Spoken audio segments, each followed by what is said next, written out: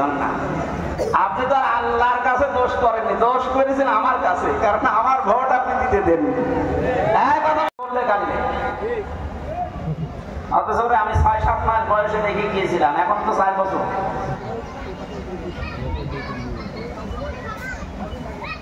এই যে অপরাধগুলো আপনারা করেছেন 15.5 বছরে, এই অপরাধগুলো শুধু আস্তাগফিরুল্লাহ পড়লেই মাফ হয়ে যাবে জীবনে না।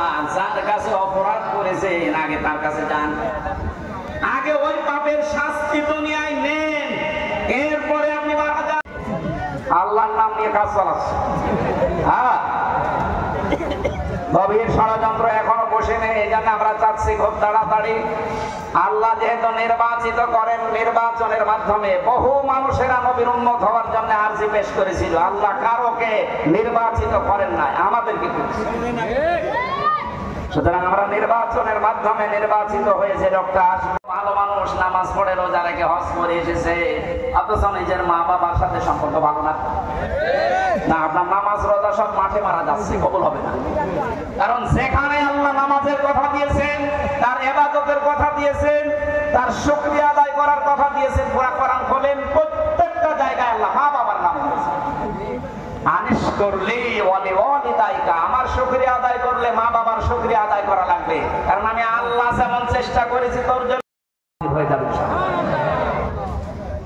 আমার মূল কথা ছিল কি, অপরাধ করেছেন আপনারা যার কাছে, ক্ষমা চাবেন তার কাছে। যদি তারে না পান, তার পরবর্তী প্রজন্ম যারা আছে তার কাছে যান। হ্যাঁ, কথা বলেন না কেন? এটা না করলে তো বিচার ব্যবস্থা কায়েম হোক আপনাদের মাধ্যমে। কারণ 15.5 বছর আপনারা যা করেছেন আপনারা নিজেরা এখন দেখা। মাঝে মাঝে কিছু কিছু মানুষ এসে স্যালেন্ডার করছে যে আমার শাস্তি দেন, যদি নিয়ে যাচ্ছে আর ডিম খাচ্ছে, পচা ডিম খাচ্ছে না। আমাদের কুষ্টিয়ার একজন সেদিন একটা লাথি খেয়েছে। এরকম একটা অপমান কুষ্টিয়া জেলার জন্য। বাকিটা নাই বললাম। গত কয়েকদিন আগে একটা দালাল দোমুখী সাহেব, এই ব্যারিস্টার সুমন, এর যেভাবে মানুষ গালি দিচ্ছে, আমার মনে হয় শুধু পুলিশ আর আর্মি যদি না থাকে ওরে ছিঁড়ে খেয়ে ফেলবে না প্রত্যেকের অবস্থায় জালেমদের। কারণ জালেমদের টার্গেট কে বলেন তো?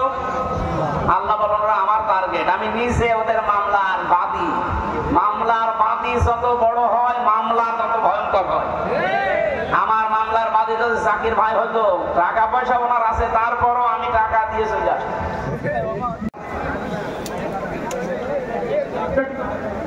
হ্যালো,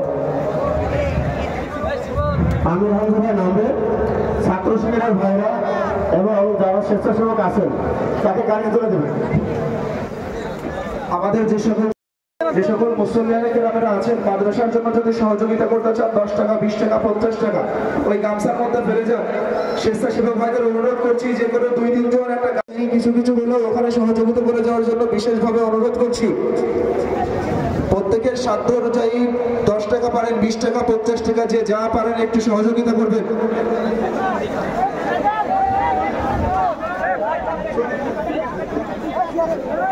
সম্মানিত উপস্থিতি, আপনারা একটু ধীরে ধীরে সুস্থে আস্তে আস্তে যাবেন।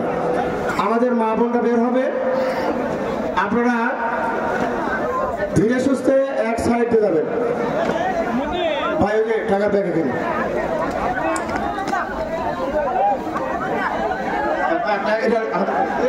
আতিয়ার ভাই সভাপতির কাছে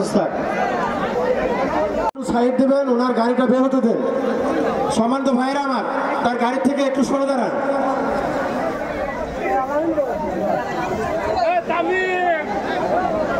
সম্মানিত ভাইরা আমার,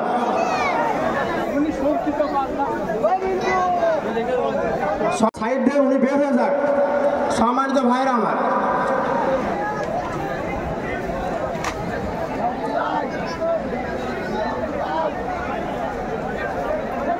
সম্মানিত ভাইরা আমার, গাড়ির কাছে ভিড় করবেন না। ওনার গাড়ি রাস্তায় ওঠা পর্যন্ত আগাই দেবেন। গাড়ির সামনে থাকবেন, পিছনে থাকবেন। মহাদ্দিন কাশিম ভাই, সামনের লোকগুলো সরাই দেন। সামনের সাধারণ জনগণকে সরাই দিয়ে গাড়িটাকে সরলভাবে যেতে দেন। পরে যাই ওনার একটা প্রোগ্রাম করবেন, এই জন্য ওনাকে আপনারা ঠেকাবেন না। ওনাকে আপনারা আপনারা দেরি করাবেন না। আমাদের প্রধান বক্তা মোবাইলকে সম্মানিত প্রধান আমাদের নজরুল ইসলাম চন্দন ভাই প্রধান